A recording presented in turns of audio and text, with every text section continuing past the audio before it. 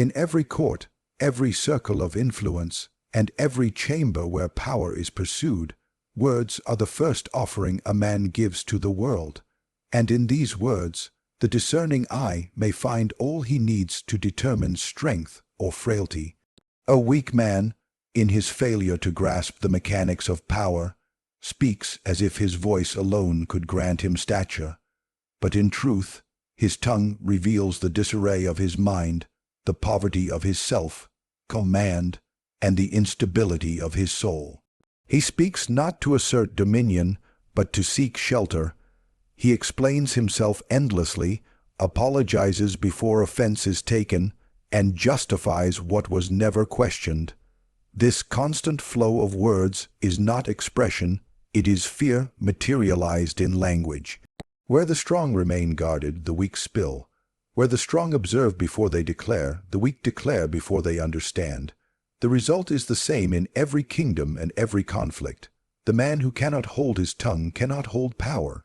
Speech, when wielded with mastery, is a weapon. It persuades, it commands, it intimidates. But speech wielded by the weak becomes a confession of insecurity. The weak man uses his voice like a beggar, uses his cup, constantly rattling it, hoping for acknowledgement, for comfort, for some scrap of validation. He tells too much. He reveals too quickly. He fills silences with noise as if silence were his enemy, unaware that silence is the ally of the calculated. The weak man believes in honesty without context. He reveals his plans before they have weight, discusses his fears in hopes of pity, and divulges his ambitions without any armor to protect them. In doing so, he grants his enemies the very tools they need to undo him. His tongue becomes the spy that sabotages his own camp. The strong, by contrast, are unreadable. Their words are selected with precision, not to comfort, not to explain, but to mislead, to cloak, or to assert. Observe how the weak man handles pressure. He speaks rapidly, his sentences cluttered with qualifications. He seeks agreement too eagerly, softening his stance the moment resistance appears. He folds his speech like a merchant trying to sell something that has already been rejected. He says what he thinks others wish to hear, not what he truly believes. In this, he makes himself common. For what is more common than the man who molds his voice to the taste of the room? He does not understand that silence, used wisely, is a fortress.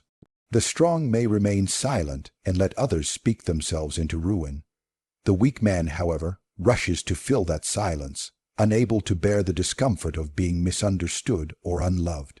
In this frantic urge to be clear, he becomes transparent, and transparency, in the world of power, is vulnerability. When insulted, the weak man protests too much. He overcorrects. He explains why he is not offended, why he is above it, yet his very speech exposes his wounded pride. The strong let the insult rot in the air, unacknowledged, because to respond is to admit harm. The tongue of the weak always seeks vindication, while the strong seek advantage. There is a difference. One seeks peace of mind, the other seeks control. He also talks of loyalty too often, of morality too loudly, hoping to cloak his impotence in virtue. He wants to be seen as honorable, not because he is, but because honor is the last defense of those who lack force. But true power does not need to be explained. True loyalty is proven in silence and action, not slogans. The weak man must advertise himself because he fears no one will see his value otherwise. In truth, the world sees him, and what it sees is a man unsure of himself, broadcasting his fears in the very cadence of his speech. Even in victory, the weak man speaks too soon. He gloats, he boasts, believing the battle is over when it has only just begun. He declares himself finished while his enemies are still gathering. His mouth once again undoes what little he has won. The truly powerful remain reserved, knowing that fortune shifts quickly, and the crowning of one's triumph before its consolidation is merely an invitation for it to be overturned. A man's tongue is the mirror of his mind. When a man cannot govern his words, It is proof that he cannot govern himself. And a man who cannot govern himself must never be trusted to govern others. The man who seeks approval surrenders his power before he has even grasped it. He believes that to be loved is to be safe, that to be accepted is to be secured. But in truth, he places the sword of judgment in the hands of others and waits to be cut by it. He does not move by his own will, but by the imagined expectations of the crowd. Every decision he makes is filtered through the eyes of others, and so his decisions are never his own. He is not a man but a mirror, reflecting whatever pleases those around him. In his need to be accepted, he ceases to be respected. This man cannot stand alone. His spine bends to the opinions of the many. In the face of pressure, he becomes malleable, shapeless. He agrees with his enemies to avoid discomfort, betrays his allies to avoid criticism, and speaks in half-truths to maintain a position he has not earned. He disguises his fear as diplomacy, but even the most simple man can see through it. He is not careful, he is terrified. The fear of disapproval governs him more than any law or ruler ever could. Wherever he goes, he adjusts himself to fit in. Among the bold, he acts courageous. Among the pious, he performs virtue. Among the powerful, he displays obedience. But there is no principle behind his transformations, only the desperation to be liked. He is an actor with no script, improvising endlessly to win favor from an audience he does not control. The result is a life built on performance, and like all performances, it ends the moment the applause stops. Without approval, he vanishes. Without attention, he is nothing. He thinks popularity is a fortress. He imagines that if enough people like him, he will be shielded from attack.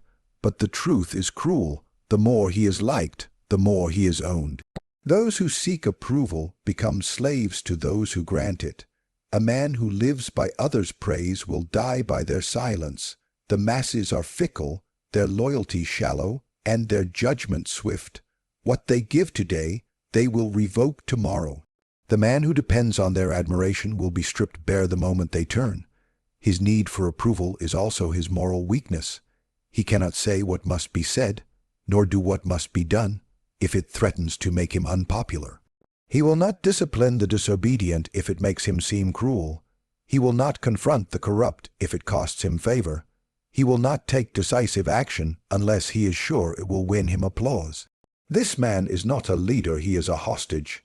His virtue is not courage but convenience. His silence in moments of crisis is not wisdom but cowardice wrapped in the illusion of diplomacy. Even in private, he suffers from this disease of approval. He cannot bear disapproval from lovers, friends, servants, even strangers. He lowers his standards to be accepted, tolerates disrespect to avoid confrontation, and surrounds himself with flatterers who feed his need. But flattery is not loyalty, it is the currency of manipulators. Those who praise the weak do so not out of love, but to extract favor. The weak man is easy to control, for his weakness is visible and his price is low. A smile, a nod, a kind word. For such scraps, he will betray his own convictions. In matters of power, a ruler who needs approval more than obedience will fall. The governed do not respect those who beg for love. They respect those who command fear and admiration in equal measure. The prince must choose to be feared or to be loved, and if both are not possible, to be feared. The man who chooses love, if he lacks the strength to demand it, will one day find himself alone, abandoned by the very voices he once served. His downfall will not be a dramatic collapse, but a gradual erosion, as respect fades and power slips through hands grown soft from compromise. He believes himself virtuous because he is liked, but virtue without power is decoration. He believes himself moral because he offends no one, but morality that fears offense is submission. He believes he is strong because he has allies, but allies bound by flattery will flee when trials come. And trials always come. The test of strength is not how many stand with you in peace, but how many remain when you no longer serve their purpose. The weak man, desperate to be needed, surrounds himself with those who only remain so long as he is useful. The man who reacts rather than reasons is the easiest to defeat and the least worthy of command. He is not a strategist but a slave to sensation. The slightest insult, the faintest threat, the smallest discomfort sends him into motion without thought. He lashes out not with precision but with desperation. Like a wounded animal, his instinct is to strike without aim, to bark without plan, to move without direction, and in this he exposes his nature, weak, emotional, and ultimately predictable. A man governed by reaction is a man whose enemies need only provoke him to control him. There is no art in reacting. It is the work of base men, driven not by intellect but by wounded pride and unstable desire. The one who reacts cannot distinguish between true danger and imagined slight. He gives equal weight to petty criticism and genuine betrayal. His fury is often greater for the insult that pricked his ego than for the treachery that endangered his position. In this misplacement of focus, he becomes his own saboteur. He defends his name more than his power, and so he loses both. The reactionary man believes passion is strength. He mistakes intensity for influence. He believes that by raising his voice, clenching his fists, and making public displays of outrage, he shows dominance. But true dominance does not announce itself. It observes, calculates, and acts only when gain is assured. A man who cannot sit in discomfort, who cannot pause before response, who cannot bear to be misunderstood without erupting, such a man is fragile. His actions are not commands, they are confessions of insecurity. Power demands patience. The strong man watches as others react. He lets his enemies speak too much, move too early, burn their own houses in the fires of their emotions. The wise man plays for position, not pride. He asks, what can I gain? What can I build? What trap can I set in silence while my opponent burns with rage? But the weak man, obsessed with vindication, rushes to prove himself. He argues with fools, defends himself against whispers, and wastes time confronting shadows. He is always trying to win arguments, not wars. There is no virtue in uncontrolled response. Anger may feel righteous, but it is rarely useful. The reactionary believes he is defending his honor when he is only advertising his instability. He believes he is feared when he is merely avoided. Men do not follow those who lose control. They follow those who control even their own instincts. A ruler who reacts too quickly will misjudge intentions, punish prematurely, and alienate the very people he should draw close. Fear is a weapon best used in silence. The man who erupts often becomes background noise, predictable and ignorable. Observe how reaction reveals the weak man's desires. His jealousy shows you who he envies. His anger shows you what he fears. His need to respond shows you where he is vulnerable. To provoke a reactive man is to read his mind. He cannot help but display what he should conceal. He makes the work of manipulation effortless. While the thoughtful man is unreadable, concealed behind a mask of calm, the reactive man is an open book, screaming his weaknesses on every page. Even in triumph, the reactive man endangers himself. He gloats, he boasts, he overreaches. He cannot quietly consolidate victory because he must be seen winning. And in his hunger for validation, he gives his enemies time to regroup. He turns his strength into spectacle and invites sabotage by declaring himself too loudly. The wise man, by contrast, knows that the more you show, the more you give. The reactive man gives all. A man who reacts is also easy to lead and easier to trap. He can be guided like a beast by manipulating his triggers. Praise him, and he becomes pliable. Mock him, and he loses focus. Challenge him, and he becomes so consumed by the need to respond that he abandons his strategy. He lives in constant reaction to others, never forming his own path, merely stumbling in protest against obstacles placed deliberately in front of him. He becomes a tool, not a player. Others use his instincts against him. They insult him to distract. They flatter him to delay. They provoke him to misdirect. There is no future for the reactionary. His energy is spent defending his emotions, not securing his position. His legacy is a trail of impulsive decisions, burnt bridges, and missed opportunities. He becomes known not for what he built, but for what he destroyed in haste. He burns down kingdoms to silence rumors. He wages wars to avenge wounded pride. And in the end, he is remembered not as a ruler or a tactician, but as a man who could never master the first kingdom himself. The man who fears isolation is already conquered. His need for companionship, for constant affirmation, for the warm embrace of inclusion is not a sign of sociability. It is a mark of internal fragility. He walks among men not as an equal, but as a supplicant, begging with every word and every gesture to be accepted, to be seen, to be needed. His alliances are not forged from strength, but from terror, the terror of being left alone with himself. And in this dependency, he becomes a hostage to those whose approval he so desperately craves. Such a man is not fit to command. He does not choose his companions with strategic care, but clings to whomever will offer him attention. He allows his circle to be formed not by quality, but by availability. He surrounds himself with flatterers, jesters, and parasites, because their presence eases his panic, not because they sharpen his power. A ruler who needs company cannot distinguish between the loyal and the lingering.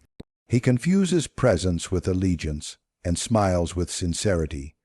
His court becomes bloated with false friends who know that his greatest weakness is his fear of being left behind. The fear of isolation infects his every decision. He will not take an unpopular stance, even if it is necessary. He will not confront disloyalty if it risks pushing someone away. He will not act with force if he suspects it might cost him the affection of others. Thus, he is paralyzed. He becomes a man of consensus, not conviction. His policies are diluted, his commands hesitant, his vision clouded. He is always adjusting himself to keep favor, rather than using favor to secure command. And in doing so, he loses both. His enemies sense this fear. They do not need to defeat him. They only need to withdraw from him. They do not need to attack. They only need to make him feel unloved. The man who fears isolation can be ruled by absence. A subtle coldness from an ally, a delay in response, a glance withheld. These minor gestures unnerve him. They throw him into a cycle of insecurity, causing him to question himself, to overcorrect, to appease where he should dominate. The strong know how to use silence and distance as weapons, but the weak interpret them as rejection and scramble to fix what was never truly broken, thereby revealing just how deeply they are enslaved by the need for closeness. To be isolated is, in fact, a strength when it is chosen. The man who can sit alone with his thoughts, who can retreat from the mob and still retain clarity, is the one who shapes the world. Power is not built in crowds. It is built in solitude, in strategy, in discipline. The fearful man cannot access these realms. He believes that to be alone is to be abandoned. But abandonment only harms the man who cannot stand. The sovereign individual welcomes isolation as a time of refinement, a purification from the noise of the many. But the weak man rushes to rejoin the herd, terrified that his absence might cause him to be forgotten. This fear extends to favor, the illusion that being liked ensures safety. The weak man does not understand that favor is a current, always shifting. It belongs not to men, but to moments. One day he is praised, the next he is ignored. And in this fluctuation he loses his mind. He watches the eyes of others like a servant watches his master's hand, anxious for signs of acceptance.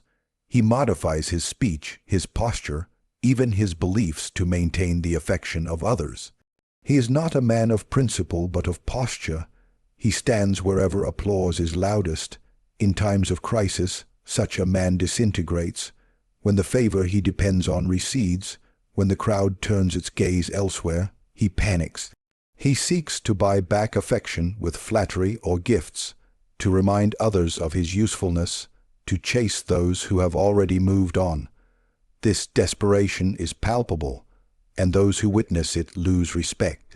They do not return out of loyalty, they return only if they see a benefit. The man who fears the loss of favor ends up attracting only opportunists, those who value him for what he gives, not for what he is. When he can no longer give, they vanish. He is ruled not by reason or vision, but by emotional survival. His compass is not truth or strategy, it is belonging. He cannot walk the hard path alone, cannot stand firm in the cold, cannot delay gratification for long-term dominance. He folds at the first sign of isolation, mistaking discomfort for danger. And so he forfeits the most important quality of leadership, the ability to act despite loneliness, to stand even when unsupported, to pursue what is necessary without clinging to what is familiar. His throne is made of sand, sustained not by discipline or clarity, but by constant reassurance from others. Without it, he crumbles. The man who bows before power rather than striving to become it is destined to live under the shadow of others. He admires strength from a distance, praises it, studies it, even surrounds himself with it, but never dares to seize it. His loyalty is not born of strategy, but of fear disguised as respect. He believes that by aligning with the powerful, he will be spared. But what he fails to understand is that power only respects those who seek to claim it. It does not reward admiration. It demands emulation. The man who defers becomes the footnote in another's story, a vessel for someone else's ambitions. This man often mistakes his deference for wisdom. He claims he is being patient, humble, respectful. He speaks of honor, of tradition, of hierarchy. He tells himself that it is noble to serve, that there is dignity in submission. But beneath his cultivated language is a heart paralyzed by fear. Fear of judgment, fear of conflict, fear of failure. He would rather stand beside the throne than sit upon it, because to sit would require responsibility, exposure, the possibility of falling. And so he avoids power while secretly longing for its touch. In court, he flatters the prince and mimics his tone. He studies the habits of those above him, trying to earn their favor, hoping they might lift him by association. But no prince truly trusts the man who worships him, for if he cannot rise on his own, he cannot be relied upon in crisis. The sycophant is tolerated, not respected. He becomes a tool, to be used and discarded. His worth lies not in his character, but in his usefulness to power, and when that usefulness fades, so does his relevance. The tragedy of such men is that they often possess the raw materials for greatness, intelligence, talent, insight. But their will is crippled. They believe power is something external, something to be served rather than seized. They look up when they should be looking inward. They wait for permission when they should be taking command. They become eternal lieutenants, skilled, loyal, dependable, yet forever subordinate. Their legacy is built on assistance, not authority. History remembers them, if at all, as those who helped build another man's kingdom. Even worse, they perpetuate their own subjugation. When they see another man rise with boldness, they whisper warnings, "Be careful, do not offend, play it safe." They mistake caution for virtue and cowardice for discipline. They ridicule the ambitious as reckless, branding strength as arrogance, decisiveness as aggression. In doing so, they cloak their own weakness in the robes of moral superiority. They do not want to become power. They want power to remain distant because its closeness would expose their inability to claim it. A man who truly seeks power does not kneel unless he is preparing to rise. He studies the strong not to serve them, but to surpass them. He may nod in the presence of authority, but behind his eyes is calculation. He does not get lost in admiration. He plots. He does not fear being alone. He fears being forgotten. The man who bows without ambition is already conquered. His loyalty is a prison, his humility a disguise, his devotion a symptom of his refusal to act. Those who defer to power believe it is fixed, sacred, unchallengeable. But power is always shifting, always vulnerable, always in need of assertion. It belongs not to those who admire it, but to those who pursue it with discipline and ferocity. The weak man cannot see this. He thinks safety lies in proximity to dominance, but proximity is not possession. He is merely orbiting someone else's gravity. His fate is tied to another's will. Should that central figure fall, he too collapses, for he built nothing of his own. And this dependency extends to all areas of his life. In friendship, he follows. In conflict, he defers. In love, he submits. He gives his strength away in exchange for protection. He avoids confrontation, preferring harmony even at the cost of dignity. He accepts injustice, believing that patience will reward him. But patience without ambition is simply waiting to be forgotten. And forgotten he will be, for the world remembers those who take power, not those who politely step aside. To truly live as a sovereign being, a man must reject the comfort of deference. He must risk offense, endure solitude, invite resistance. He must accept that to become power, he must abandon the illusion of safety. The throne does not invite, it is seized. Authority does not descend upon the meek, it is forged by the bold. The man who defers becomes part of the architecture of another's rule. The man who seeks power carves his name into the pillars of history, not as a servant, but as a sovereign.